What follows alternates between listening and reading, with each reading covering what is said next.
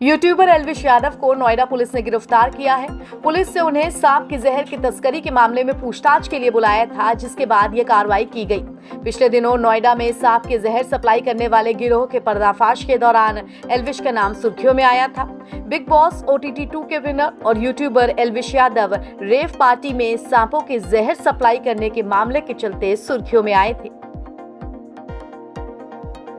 लोकसभा चुनाव का बिगुल बजते ही रायबरेली जिला प्रशासन भी हरकत में आया है। चुनाव आयोग द्वारा अधिसूचना जारी होते ही जिला प्रशासन और नगरपालिका ने शहर में लगी विभिन्न राजनीतिक दलों की होल्डिंग्स, बैनर और पोस्टर्स को उतारा। साथ ही लोकसभा चुनाव को लेकर जिलाधिकारी हर्षिता माथुर और SP अभिषेक अग्रवाल ने मीडिया से बात की। सर, अधिसूचना जारी होने के बाद जो शेड्यूल है वो तो मैडम ने बताया है। आपसे ये जानना है कि सुरक्षा व्यवस्था को लेकर क्या व्यवस्था रहेंगे और फ्लो ऑफ न्यूज बढ़ जाता है तो उसमें फेक न्यूज को कैसे फिल्टर करेंगे? देखिए, कानून व्यवस्था के दृष्टिगत जनपद रायबरेली में 36 चेक पोस्ट और बैरियर लगाए गए हैं, उनको एक्टिवेट कर दिया गया है। Flying squad, static surveillance team है, उनको भी एक्टिवेट यहाँ पर आज कर दिया गया है। चुनाव स्वतंत्र रूप से और निष्पक्ष रूप से हो, इसके लिए पुलिस द्वारा और पैरामिलिट्री फोर्सेस द्वारा एरिया डोमिनेशन का प्रोग्राम है वो लगातार किया जा रहा है। जो अवांछनीय तत्व हैं उनको पाबंद किया जा रहा है, उनके विरुद्ध कार्रवाई की जा रही है ताकि चुनाव एकदम निष्पक्ष रूप से हो सके। पुलिस द्वारा सोशल मीडिया सेल का भी गठन किया गया है, वो छोटे से छोटे मामले को देख रही है और यदि ये कोई अफवाह फैला रहा है, चुनाव को देखकर कोई अफवाह फैला रहा है तो उसमें ठोस कार्रवाई की जाएगी और उनके विरुद्ध मुकदमा पंजीकृत किया जाएगा। हमारा आप सभी लोगों से यही आग्रह है कि ज़्यादा से ज़्यादा लोग मतदान करें ताकि हमारा जो लोकतंत्र है वो और मजबूत हो सके।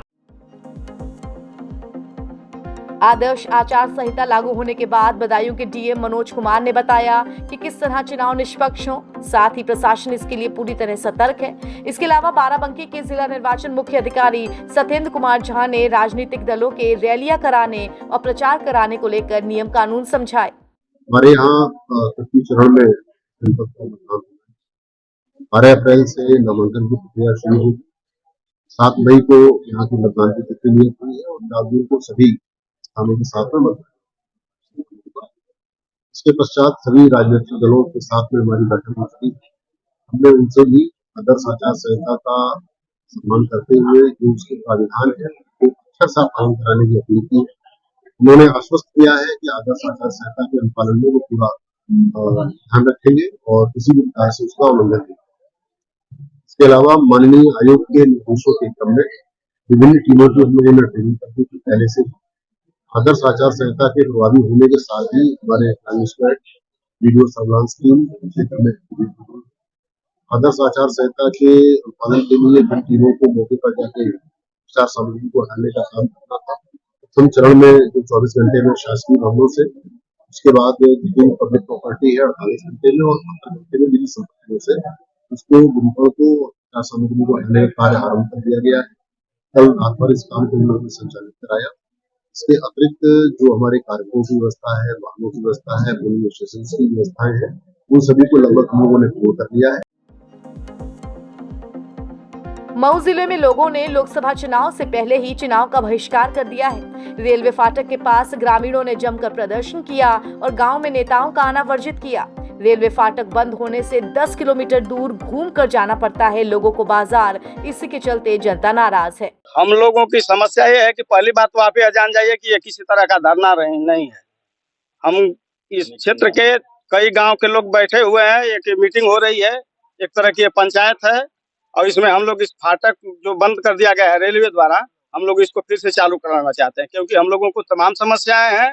इससे उस पार मार्केट भी है, स्टेशन भी है, खेती बाड़ी भी है, सारी समस्याओं का जो है जड़ ये फाटक बंद हो जाने की वजह से हो गया। हम लोगों को जो है कम से कम 4 से 5 किलोमीटर घूम के जाना पड़ता है और कोई भी इमरजेंसी होती है तो हम बहुत परेशान हो जाते हैं। कितने सालों से बंद है? ये लगभग 2 सालों से बंद कर दिया गया है। कितनी समस्याओं का सामना करना पड़ता है? तमाम समस्याओं, जैसे खेती बाड़ी का काम है, हमारा घर यही है, पता चलता है कि 100 मीटर दूरी है, लेकिन अगर खेत में कोई सांड पड़ गया, कोई गाय पड़ गई तो उसको हाँकने के लिए हमको 4 किलोमीटर दूर जाना पड़ता है। आप लोगों ने बैनर लगाया है कि वोट नहीं हम तमाम चीजें? हाँ, हम लोगों ने इसलिए के बैनर लगाया है कि अगर ये फाटक या अंडरपास नहीं दिया गया तो हम लोग इस साल जो है किसी तरह का वोट नहीं देंगे, किसी पार्टी को नहीं देंगे। हम किसी पार्टी के भी समर्थक नहीं है और सबके समर्थक। पूरा ग्रामीण वोट का बहिष्कार करेगा क्या? जी। रायबरेली में पटाखा बनाने के लाइसेंसी कारखाने में धमाका हुआ, जिससे एक व्यक्ति की मौत हो गई और एक गंभीर रूप से घायल है। मामला महाराजगंज थाना जिले के पहरे मऊ गांव का है। यहां के रहने वाले मोहम्मद का पटाखा बनाने का लाइसेंसी कारखाना था, जिसमें धमाका हुआ। आज दिनांक 17/3/2024 को थाना महाराजगंज क्षेत्र में पहरे मऊ में बाग में स्थित पटाखे की दुकान, जिसके लाइसेंस धारक लाल मोहम्मद, उनके पटाखे की दुकान पे दो लोगों की विस्फोट में इंजरी आई, जिसमें एक की मौके पर मृत्यु हो गई और एक व्यक्ति घायल है, जिसके इलाज के लिए भेजा गया है। मृतक के शव को कब्जे में लेकर के विधिक कार्रवाई की जा रही है।